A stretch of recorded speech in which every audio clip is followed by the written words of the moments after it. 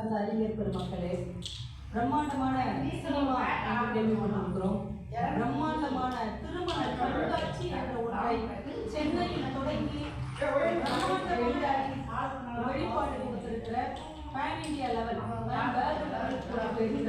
கல்யாண குழுமத்தை சேர்ந்த அத்துணை நல்ல உள்ளங்களுக்கும் இங்கே பெருந்திரளாக சகோதரர்களே, மீரா மேடம்,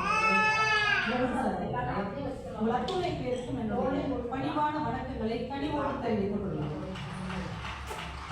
உறவுகளில் சிறந்த உறவு என்றால் அன்னை, ஊர்களிலே சிறந்த ஊர் என்றால் சென்னை.